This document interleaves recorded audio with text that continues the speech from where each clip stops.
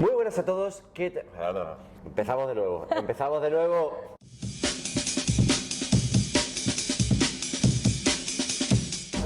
Muy buenas a todos, ¿qué tal estáis? Bienvenidos a un programa más, hoy vídeo podcast con Irene Fuentes, nuestra criminóloga de confianza, y un servidor, Marón, aquí al aparato conduciendo este programa. ¿Qué tal, Irene? Bien, pues nada, aquí estamos para explicar un asunto un poco complicado. Vamos a hablar de los elementos del delito y sus causas que hace poco han causado debate en el foro de Discord. Si no estáis, os aconsejo que os metáis. Y vamos a resolver dudas, mejor que nada. Hoy es un día interesante porque la gente acaba de presentarse en el examen de escala ejecutiva. Ha sido un examen que, bueno, ya analizaremos, ya pasaremos un análisis por el foro de Discord y bueno, lo comentaremos con todos vosotros. Pero bueno, un examen interesante. En TikTok hemos subido algunas preguntas analizando preguntas de ciberseguridad. Preguntaban, por ejemplo, por cryptojacking, que es algo que hemos visto nosotros también en la aplicación, que se ha preguntado y tal, y algunas preguntas también que han caído, como por ejemplo el tema de sedes y demás, preguntas facilitas, aunque bueno, un examen que interesante. Y además que ha tenido más del 60% de preguntas aproximadamente relación con el temario de escala básica. Sí, también que subiremos. Es muy interesante que los opositores a escala básica se vean este examen y se lo hagan porque tiene mucha relación también con el temario de escala básica. Subiremos ese test especial donde meteremos las preguntas de escala básica que están dentro de este examen. Si no me equivoco eran unas 68, Irene. 68 preguntas aproximadamente. Suele ser más o menos el ratio. Entre un 60 y un 70% de las preguntas del examen de escala ejecutiva son de escala básica, aunque normalmente con una dificultad pues un poquito más elevada. Mayor. Bueno, hoy nos vamos a meter con los elementos del delito, que no es que sea un tema fácil, genera muchas dudas entre los opositores, ¿no? Típico de vencible, error de tipo, tal. O sea, la gente se hace la picha un lío con todo esto. Claro. Intentaremos detallarlo un poco en este podcast y si no, os emplazamos al seminario que vas a dar tú este miércoles. Efectivamente, este miércoles 21 de febrero a las 4 de la tarde tenemos un seminario intensivo de Derecho Penal en el que voy a intentar en 2 horas explicar de forma resumida, pero abordar todo el tema 16 de manera que vosotros, que en teoría ya habéis estudiado ese tema, podáis repasarlo y que no se os quede en el tintero ninguna duda. Difícil porque en 2 horas dar todo el tema de derecho penal es complicado. Pero lo importante es el foco examen. Exacto, se le va a dar un foco de examen, por eso digo que vamos a repasar, porque teniendo el examen ya muy cerquita, pues lo importante es repasar esos puntos clave y esos conceptos fundamentales que son súper importantes de cara al examen. Bueno, pues ya sabéis, si sois Premium Plus podéis acceder al seminario y si no son 25 euros el coste del seminario, así que os podéis registrar en la página web oposicionespolicianacional.com/seminarios. Bueno, hemos metido en la aplicación algún examen más de estos test especiales que estamos subiendo. En este caso era un nuevo test especial de extranjería, ya lo podéis hacer. Un examen, o sea, un tipo test de dificultad media para repasar todo lo que es el régimen sancionador, exactamente. Y venga, Irene, vamos a meternos en faena. ¿Qué son esos elementos del delito? ¿De qué se compone un delito y por qué una cosa es delito, una cosa no es delito? En fin. Aquí donde más dudas suele surgir a los opositores es determinar qué causa va en relación con qué elemento del delito. Entonces vamos a quedar claro cuáles son los elementos del delito y cuáles son sus causas. El delito se compone de unas ciertas características que son esos elementos que componen el delito. Si nos imaginamos que el delito es una pizza, ¿vale?, y rompemos la pizza en 5 trocitos, pues cada trocito de esa compone la pizza. Si quitamos una porción, pues no podría considerarse delito porque faltaría ese elemento. Vale. ¿Cuáles son los elementos? Pues son la tipicidad, la antijuricidad, la culpabilidad y la punibilidad. 4 trocitos. Exacto. 4 trocitos. 4 trocitos, pero he dicho 5 porque la tipicidad se divide en 2. Porque por un lado está la tipicidad objetiva y por otro lado está la tipicidad subjetiva. ¿Qué es la tipicidad del delito? La tipicidad es el elemento central del delito, que va unida con el principio de legalidad, que quiere decir que no hay pena sin tipo penal. La tipicidad objetiva va ligada con las características de la conducta, que es decir, son las acciones u omisiones. ¿Y cómo se puede excluir la tipicidad objetiva? Con las ausencias de comportamiento humano. Es decir, si la tipicidad objetiva va referida a la acción u omisión, una acción u omisión es un comportamiento humano, tanto como si haces como si no haces. Claro. Entonces, si hay ausencia de comportamiento humano en esa acción o en esa omisión, no podemos considerar que hay tipicidad objetiva en el delito. O sea, el tema de la omisión, por ejemplo, muchas veces la omisión de socorro, ¿no? Hay una persona que está ahí muriéndose, si tú pasas de largo, estás omitiendo tu deber de ayudar a esa persona. Claro, pero imagínate que has pasado de largo porque te encontrabas en un estado de sonambulismo. Y había ausencia de comportamiento humano. Vale, por ejemplo. Pero ahí ya vemos cómo se articula, si es delito, si no es delito, porque claro, yo estoy sonámbulo, que es una cosa muy rara, ¿no? Pero yo estoy sonámbulo andando por la calle porque tengo un grave problema y hay un accidente y omito el deber de socorro porque estoy sonámbulo, pues claro, ¿no? Luego también está el tema de los menores de edad, ¿no? Los menores de edad, hay muchas cosas que son inimputables por el hecho... Eso ya no estaría dentro de las ausencias de comportamiento. ¿Cuáles son las ausencias de comportamiento? Que queden claros. Son la fuerza irresistible, los movimientos reflejos y los estados de inconsciencia. ¿Qué es la fuerza irresistible? Pues es que una acción que tú has realizado ha sido provocada por una fuerza externa. Vale, es como si yo tengo un cuchillo, te estoy enseñando el cuchillo y de pronto viene un vendaval, se mueve un árbol, me golpea el árbol y te clavo el cuchillo. Claro, porque no estaba dentro del control de ti mismo. Ha sido el árbol el que te ha empujado, o por ejemplo en una fábrica... Mala faena, ¿no? También. Claro. En plan, mira Irene, qué cuchillo más guapo me coge. Sí, y qué casualidad todo. Pero por ejemplo en una fábrica, una máquina tiene un fallo, se cae la máquina contra un empleado y ese empleado cae sobre otro, el otro se da contra una mesa y se provoca lesiones. El que ha empujado al otro no lo ha empujado queriendo, obviamente, sino que ha actuado por una fuerza irresistible que se escapaba de su control, que ha sido una máquina la que se ha caído. Sí, que es una serie de catastróficas desdichas. Exacto. Otra ausencia de comportamiento serían los movimientos reflejos, que es un impulso de una reacción motora del individuo. En este caso no es una fuerza externa, sino que es como una fuerza interna que se provoca dentro del individuo, como por ejemplo una quemadura. Yo me quemo con una sartén y tiro el cuchillo que tenía en la mano para cocinar, así porque he reaccionado por la quemadura, por una acción motora de mi cuerpo, y te doy con el cuchillo aquí y te corto la cara, por ejemplo. Joder, mala pata. Otra mala pata. Sí, pero en el fondo es una fuerza que está descontrolada, pero que realmente no es culpa de nadie, ¿no? O sea, no es... Exacto. En ese caso, pues, oye, es una reacción motora fortuito del cuerpo, son reacciones motoras. Vamos a poner ejemplos que vais a decir, oh, esto qué raro que se dé, pero son ejemplos claros para que podáis aprender el concepto y con estos ejemplos tontos no se os olviden estas causas. Y luego, pues los estados de inconsciencia, que como hemos dicho antes, pues sería, por ejemplo, el sonambulismo, que hay acciones sin que esté la conciencia humana en esa acción. Funcionando.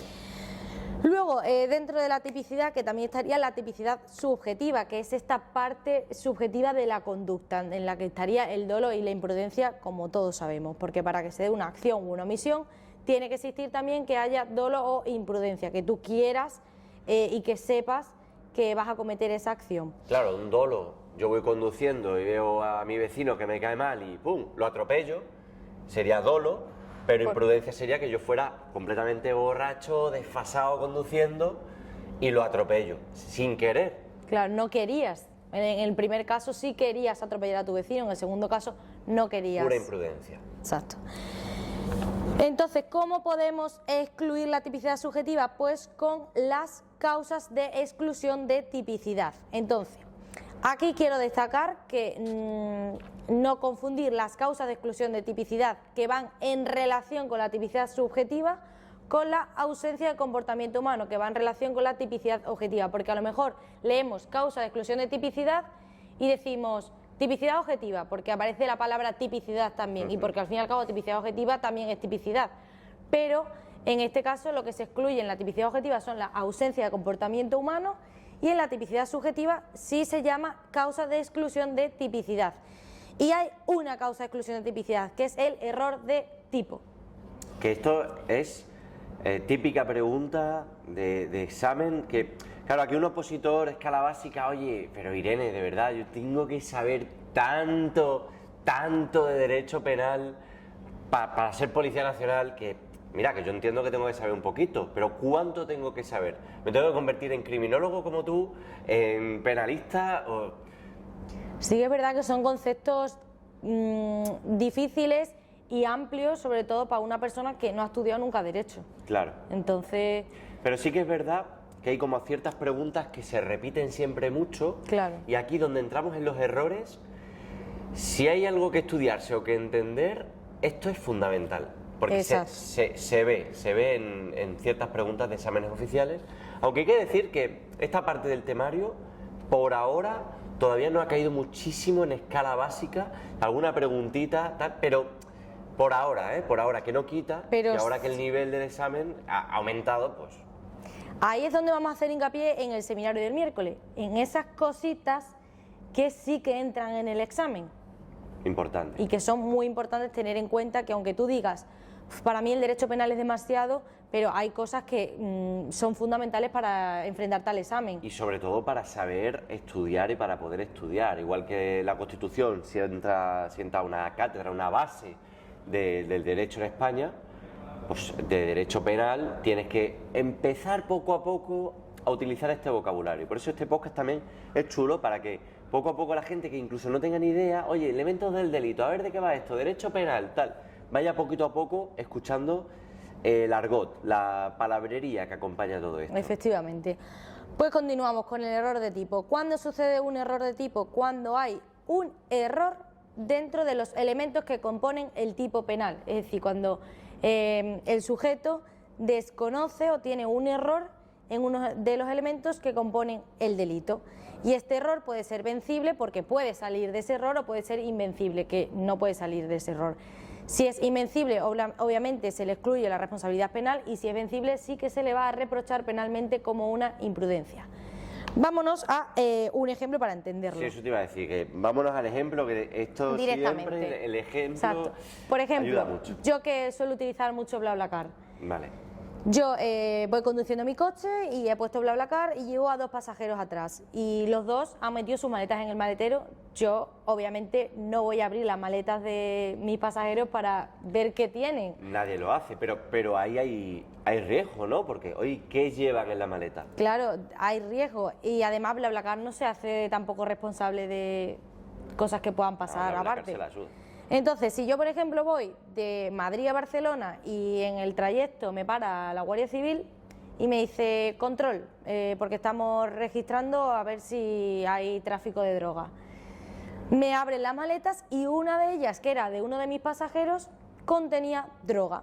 Y yo no sabía, o sea, yo estoy de vistas para afuera, estoy cometiendo un delito de tráfico de droga, pero hay un error en ese delito, en un elemento que compone el delito. Que el coche es tu coche, tú eres la conductora, al final el paquete lo llevas tú. Voy conduciendo tal, pero ¿cuál es el error, en qué elemento del delito? Porque el tipo penal aparece que tienes que traficar con drogas. Si yo desconozco que llevo drogas en mi coche y que en esa maleta había droga, estamos ante un error de tipo, porque hay un error en ese tipo penal. Sería un follón, pero básicamente al final se demostraría, oye, mira, no, esto es BlaBlaCar, estoy llevando a estos paisanos aquí en el coche y yo no tengo nada que ver con ellos. Claro, habría que demostrarlo, y es chungo, obviamente es chungo.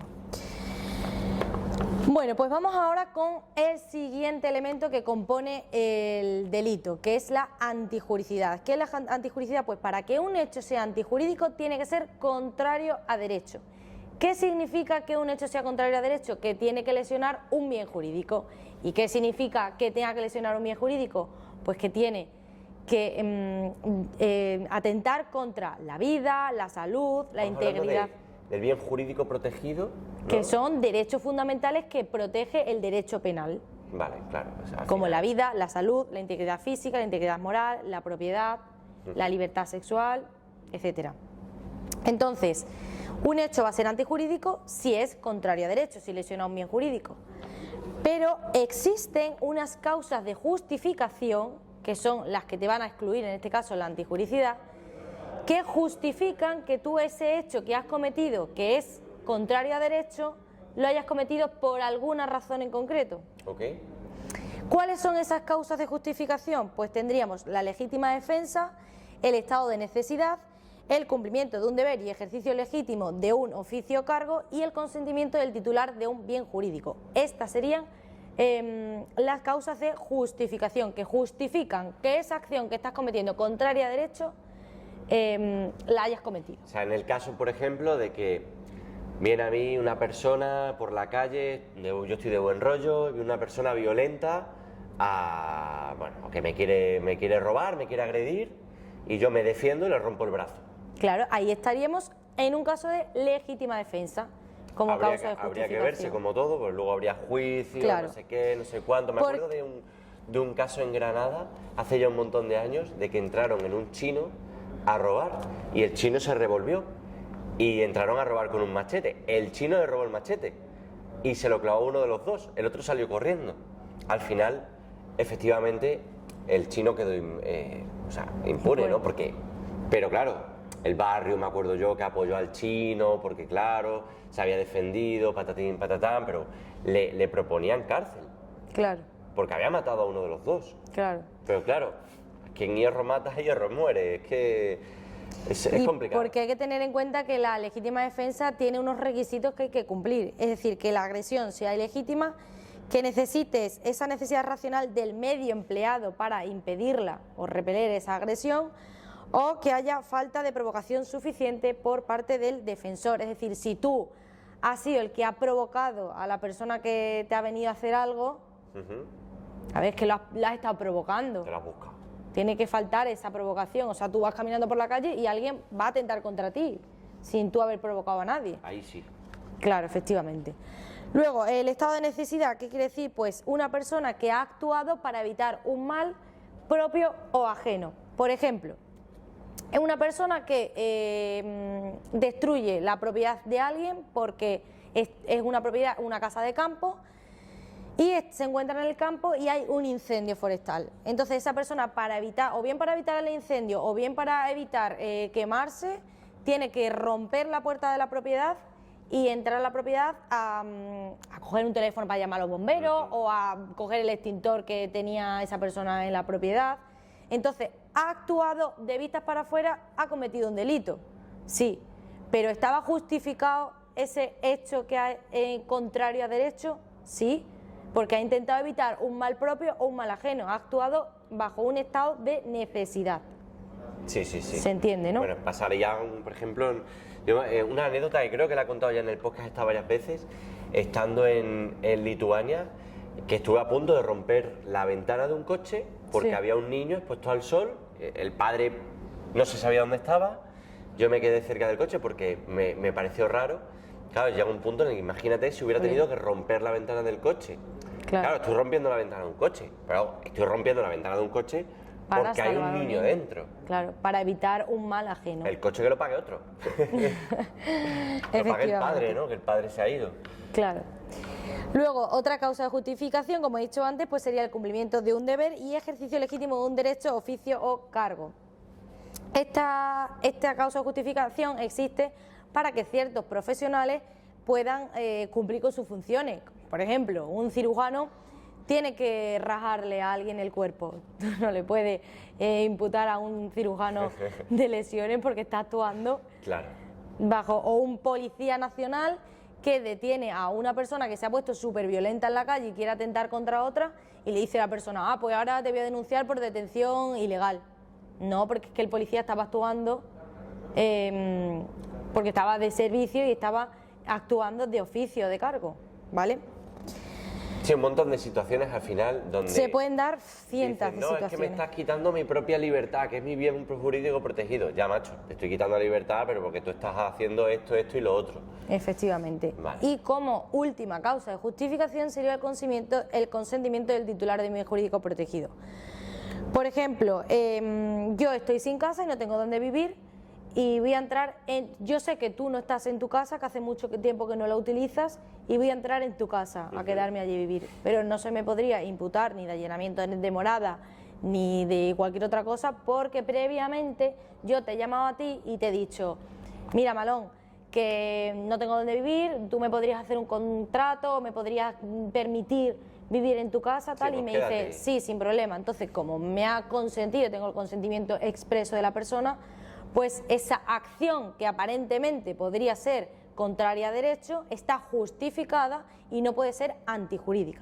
Claro, aquí podemos meter un montón de prácticas de muchos tipos, prácticas sexuales que son extremas, por ejemplo, y que hay parte de consentimiento de ambas partes, o partes de... Efectivamente, Claro, hay ciertas cosas que, luego el Código Penal se las trae, por ejemplo, con el tema de que yo te permita, por ejemplo, pegarme un puñetazo y lesionarme, ¿no? Ahí... Claro.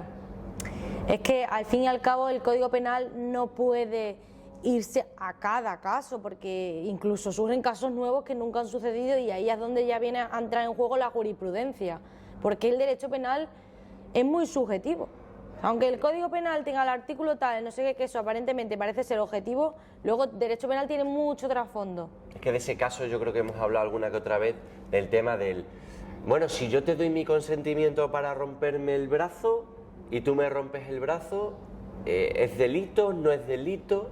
Eso son cosas interesantes. Pero bueno, no quiero liar más el programa. Creo que está chulo tener un repaso general de todos estos elementos del delito, de si sabéis más o sabéis menos del tema, por lo menos que os vaya sonando, porque Claro. al final esto es ponerse, sentarse a estudiar, ir repasando, hacerte preguntas que no te habrás preguntado antes, de oye, ¿y si pasa esto que está diciendo Malón aquí del brazo, esto es delito, no es delito? Te metes en el foro, lo comentamos. Claro, saber qué causa va relacionada con qué elemento. Una causa de justificación, ¿qué excluye? La antijuricidad, la tipicidad, la culpabilidad. Pues por eso yo estoy dando aquí los truquitos de justificación. Justifica que esa acción contraria a derecho sea antijurídica. Entonces, vámonos, continuamos con los elementos. Otro elemento sería el de la culpabilidad, que es este elemento para que el delito se pueda atribuir responsabilidad penal a alguien. Es decir, alguien sea culpable. Para que algo sea considerado delito, tiene que haber un culpable. Claro. ¿Vale? Entonces, si no tenemos un culpable, si nos falla la culpabilidad, no podemos tener un delito. Y la causa de la culpabilidad es la exclusión de culpabilidad. Esta es muy sencilla. Exclusión de culpabilidad. Por Que ejemplo, va relacionado con la un niño culpabilidad. pequeño, ¿no? Un niño pequeño que está jugando en casa y se le cae una maceta, o se tira una maceta porque es un sinvergüenza, y le cae a alguien en la cabeza. Y Claro. tiene 2 años. Claro, los menores de 14 años están exentos de responsabilidad penal, y los menores entre 14 y 18 años, su responsabilidad penal viene regulada en la Ley Orgánica de Responsabilidad Penal del Menor. Claro. Esa sería una, la minoría de edad. Otra sería la anomalía o alteración psíquica, el trastorno mental transitorio, que viene regulado en el artículo 20.1 del Código Penal, como por ejemplo un accidente de tráfico causado por una persona que sufre un episodio de un delirio temporal. Sí.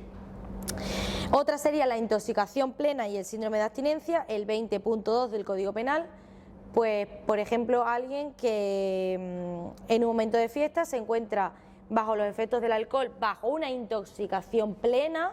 Esto es importante porque si no tiene una intoxicación plena, pero sí está bajo efectos del alcohol, ya no estaríamos ante una eximente completa, sino que estaríamos ante una eximente incompleta.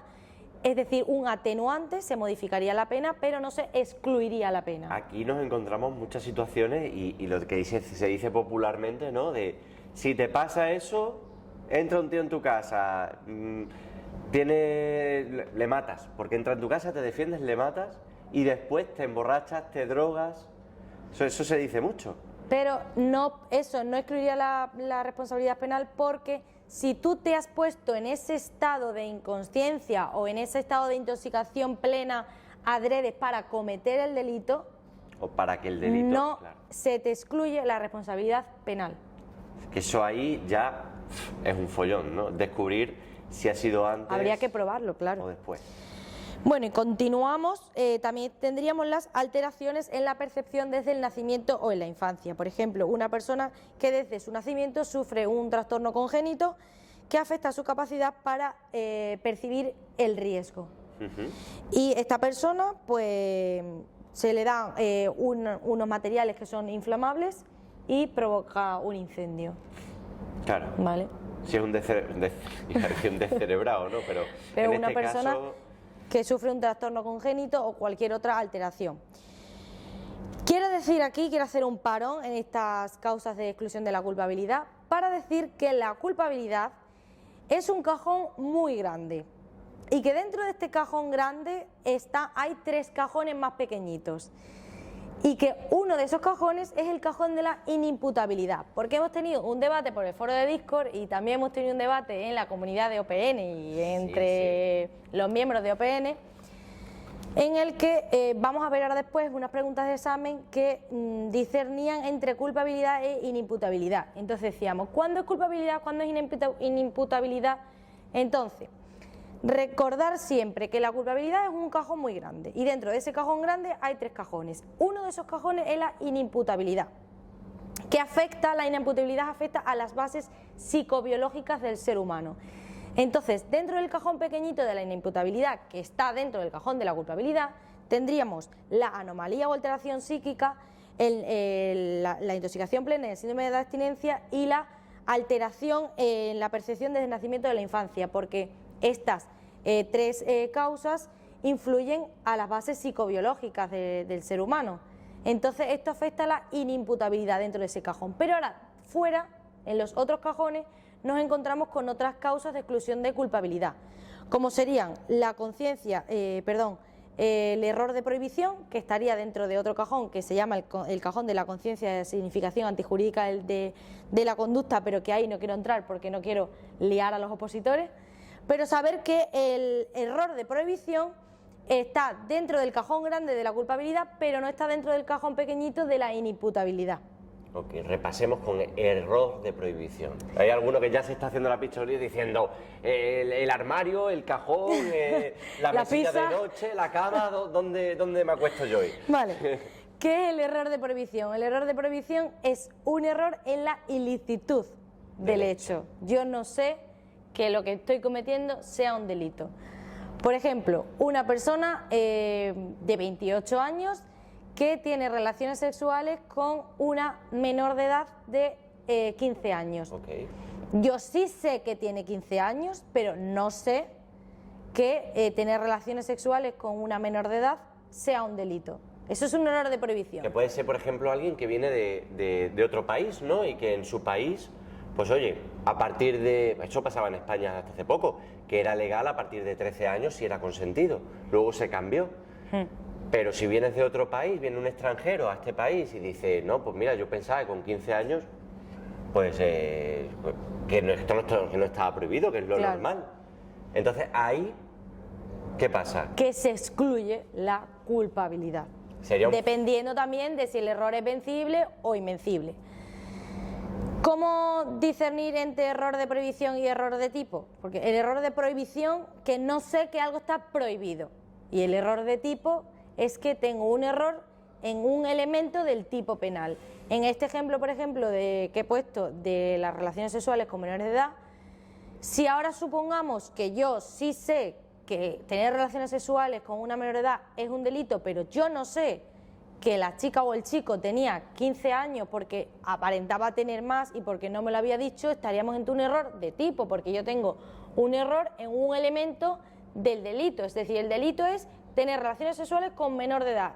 El elemento es que sea menor de edad. Yo no sé que es menor de edad. Eso es error de tipo. Ahora, yo no sé que está prohibido, error de prohibición. Claro, que te pueden mentir y tú decir, oye, pues mira, me engañó, me enseñó un DNI o lo que sea.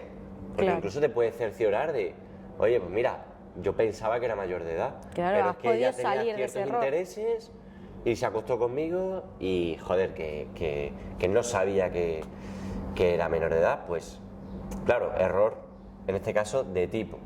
Sabe que está prohibido, Claro. efectivamente, y el error de prohibición excluye la culpabilidad y el error de tipo excluye la tipicidad. La tipicidad, ojo, ojo, ojo. Porque el error de tipo iba ligado con el dolo o la imprudencia, que es la tipicidad subjetiva, y el error de prohibición va ligado con la culpabilidad, que es con que a ti se te pueda reprochar penalmente. Bueno, ¿De vamos acuerdo? poco a poco orientándonos en el tema. Efectivamente.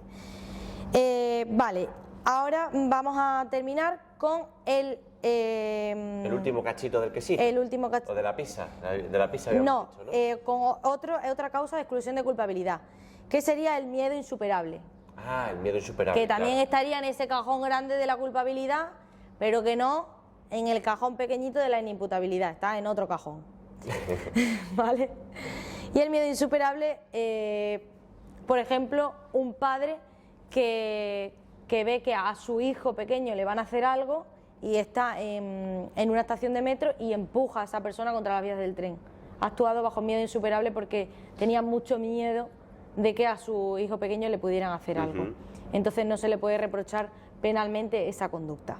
Y ahora ya sí, el último trocito de pizza, el último triangulito que compone el delito para que algo sea considerado un hecho delictivo, sería la punibilidad. ¿Y qué es la punibilidad? Es el último escalón del concepto dogmático del derecho para que algo sea penado. Y es decir, que no existe un delito sin que haya una pena para él. Esa es la punibilidad. ¿Y cómo se puede excluir esta punibilidad? Con las causas de exclusión de punibilidad. O bien, si no se excluye, se modifica la pena. ¿Cuáles son las causas de exclusión de la punibilidad? Las excusas absolutorias, que van relacionadas con la persona que comete ese hecho ilícito y le excluyen la punibilidad únicamente hacia esa persona, pero no la excluyen hacia todos los partícipes del hecho. Un ejemplo sería el artículo 268.2, que excluye la responsabilidad penal a personas que hayan cometido delitos patrimoniales, pero entre cónyuges, ascendientes, descendientes, entre familiares. ¿De acuerdo? En ese caso no tenía pena. Efectivamente. Y por tanto, no es delito. Porque estamos ante una excusa absolutoria que excluye la punibilidad. Entonces, como falta ese elemento del delito, que es la punibilidad, no podemos tener delito. Y luego también en la punibilidad están causas que modifican la pena, que estarían los atenuantes, que disminuyen la pena, los agravantes, que aumentan la pena, o las circunstancias mixtas de parentesco, que dependiendo del caso puede aumentar o disminuir la pena. Y estos serían los 5 elementos que constituyen el delito. Voy a repetir de manera súper rápida para que quede claro que tendríamos como elementos la tipicidad objetiva, tipicidad subjetiva, antijuricidad, culpabilidad y punibilidad. Que la tipicidad objetiva como causa tiene la ausencia de comportamiento porque hay una ausencia en esa acción o en esa omisión. La tipicidad subjetiva estaría la causa de exclusión de tipicidad, que estaría el error de tipo. En la antijuricidad tendríamos las causas de justificación porque han justificado que esa conducta que tú has realizado contraria a derecho sea antijurídica. Y la culpabilidad tendríamos las causas de exclusión de culpabilidad, que recordamos que la culpabilidad es un cajón muy grande y dentro de este cajón tendríamos el cajón de la inimputabilidad, en el que se encuentran esas causas de exclusión de culpabilidad que afectan a las bases psicobiológicas del ser humano. Y por último tendríamos la punibilidad, que estarían las causas de exclusión de punibilidad, que están las excusas absolutorias o bien causas que modifican la punibilidad, atenuantes, agravantes o circunstancias mixtas de parentesco.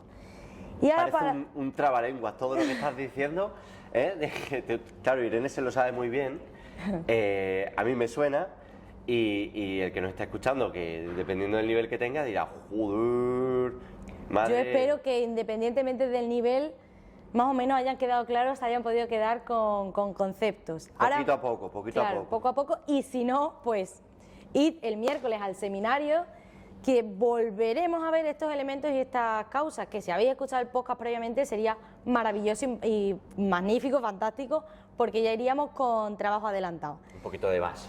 Exacto. Bueno, vamos a ver unas preguntas oficiales que han caído otros años. Sí, las tenemos por aquí, en ¿no? relación a los elementos del delito y sus causas. En este caso, las preguntas que tenemos son de ascenso a escala ejecutiva y de escala ejecutiva. Sí, y otra que ha sido básica.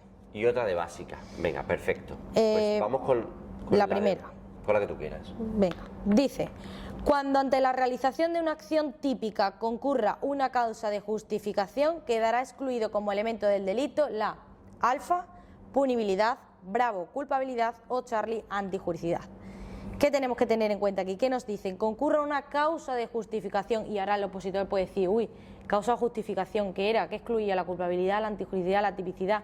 Pues recordamos, causa de justificación que justifican que esa acción contraria a derecho sea antijurídica, porque para que algo sea considerado antijurídico tiene que ser contrario a derecho y lesionar un bien jurídico protegido. Entonces, esa causa de justificación excluye la antijuricidad, por lo que la acción verdadera sería Charlie, antijuricidad. Ahora vamos con otra pregunta que ha causado debate, otras dos, que son las dos que vamos a ver, que han causado, son las que causaron el debate en el foro de Discord, y vamos a explicar y a ver si ahora, ya después de estas explicaciones que he dado previamente, se entiende mejor. Venga. Decía, entre las causas de inimputabilidad encontramos alfa, encubrimiento entre parientes, bravo, intoxicación plena o Charlie, miedo insuperable. Vamos a ir opción por opción. Bueno, el enunciado nos dice causas de inimputabilidad. Y ahora podemos decir, causas de inimputabilidad, ¿dónde está esto colocado? ¿En qué elemento? A ver, en la opción alfa nos dice encubrimiento entre parientes. Encubrimiento entre parientes es una excusa absolutoria. Que existe un delito, pero que se va a excluir la responsabilidad penal de alguien porque estamos ante una causa de exclusión de punibilidad. Y es quizás aquí donde más dudas haya, porque la opción alfa, bajo mi punto de vista, es la más fácil de descartar, pero sería en la intoxicación plena o en el miedo insuperable. ¿Por qué? Porque tanto la intoxicación plena como el miedo insuperable, los dos se encuentran en ese cajón de la culpabilidad. Entonces ahora tú dices, jolín, si es que los dos son causas de exclusión de la culpabilidad, entonces son causas de exclusión de la inimputabilidad. No, porque aunque la inimputabilidad esté dentro de la culpabilidad, no tiene por qué todas las causas de culpabilidad estar dentro de la inimputabilidad. En este caso, la intoxicación plena, si hemos recordado que la inimputabilidad pertenece a las bases psicobiológicas del ser humano, la intoxicación plena sí afecta a las bases psicobiológicas del ser humano. Entonces podríamos determinar que la intoxicación plena está dentro del cajón de la inimputabilidad y que el miedo insuperable es una causa de culpabilidad, al igual que lo es la intoxicación plena, pero está fuera de ese cajón de la inimputabilidad, sino que se encuentra en otro cajoncito pequeñito dentro de la imputabilidad, de la culpabilidad, perdón. O sea, que no estaban precisamente en una pregunta No fácil. es una pregunta para nada fácil, y mucho menos aún si una persona no ha estudiado nunca en su vida Derecho. Incluso puede ser una pregunta complicada para alguien que ha estudiado Derecho. Son preguntas donde tienes que tener las cosas muy claras. Muy claras. Muy claras. El esquema lo tienes que tener claro, concretamente. Sobre todo porque para el derecho penal hay penalistas que tienen diferentes teorías, que siguen diferentes modelos. Entonces, al igual para mí, la intoxicación plena o el miedo insuperable lo encuentro dentro de la inimputabilidad, pero para ti no. Pero yo te tengo un argumento completamente válido porque te lo he argumentado súper bien. Entonces no se me podría decir que mi teoría es errónea. Entonces aquí la Policía Nacional, poniendo esta pregunta, bajo mi punto de vista, se mete en terreno pantanoso, porque esta pregunta, sin poder ser argumentada, podría ser impugnable. Suele pasar. Vale, Irene, pues vámonos con esa pregunta que falta, que sí que cayó en la escala básica. Y decía que tiene también que ver con esta pregunta que acabamos de ver. El artículo 20.6 del Código Penal declara exento de responsabilidad criminal a el que obra impulsado por miedo insuperable y se considera mayoristamente, por eso he dicho yo que hay penalistas que hay unas teorías y otras, aunque hay teorías que son mayoritarias, las minoritarias no quiere decir que sean erróneas, siempre y cuando se argumenten bien. Entonces decía, se considera mayoristamente como causa de alfa, Justificación, Bravo, inimputabilidad o Charlie, inculpabilidad. Esta es la pregunta contraria a la que acabamos de ver. Entonces aquí nos pregunta por el miedo insuperable y en qué cajón lo metemos. En la justificación no, porque sabemos que la causa de justificación va ligada a la antijuricidad. Y si tenemos claro que el miedo insuperable va ligado con la que afecta a la culpabilidad del ser humano, ahora ya tendríamos esa duda entre inimputabilidad o inculpabilidad. ¿Por qué? Porque la inimputabilidad está dentro de la inculpabilidad. Claro, ya habíamos visto antes que la intoxicación plena la ligábamos a la inimputabilidad. ¿Por qué?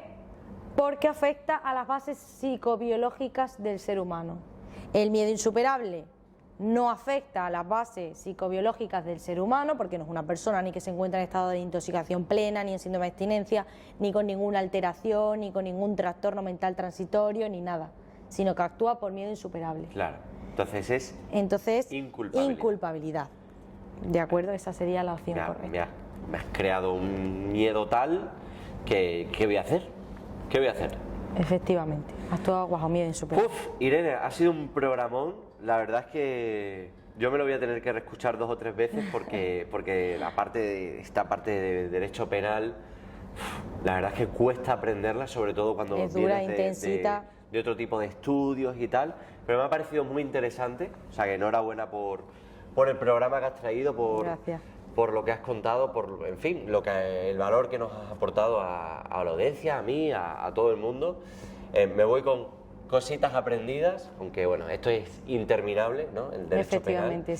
Sí. Y nada, y espero que vaya súper bien ese seminario que recordamos es este miércoles. Este miércoles 21 a las 4 de la tarde. Recordar que todos los Premium Plus disponéis de este seminario, así como todos los contenidos de OPN. Ojo, que lo vamos a grabar, así que si estáis viendo este vídeo, estáis escuchando este podcast y ya ha pasado esta fecha, que sepáis que está en la página web en el apartado de seminarios. Efectivamente, ¿vale? O si no podéis verlo el miércoles a las 4, pues lo podéis ver cualquier otro día en diferido. Y si no pertenecéis a la comunidad OPN, no sois miembros Premium, o si pertenecéis pero no sois Premium Plus, pues el seminario tiene un coste de 25 euros. Yo os aconsejo personalmente haceros Premium Plus porque ya no solo vais a tener este seminario, que vais a tener todos los demás seminarios que estamos organizando, claro, pero bueno, y que os van a llevar al apto. Que sepáis que tienen la oportunidad también, pues oye, mira, solo queréis ver este seminario en concreto, pues tenéis la oportunidad. En fin, Irene, me ha encantado, nos veremos pronto en otro podcast y ya está, y a todos vosotros pues nos vemos, dale ahí al seguir a YouTube, a Spotify, dale a like. 5 estrellitas, comentarios positivos, hate no, por favor, y ya está. Bueno, Irene, que vaya muy bien la tarde. Muchas gracias igualmente. Y nos vemos. Hasta luego. Un saludo. ¿No había quedado perfecto, no? Yo creo que sí.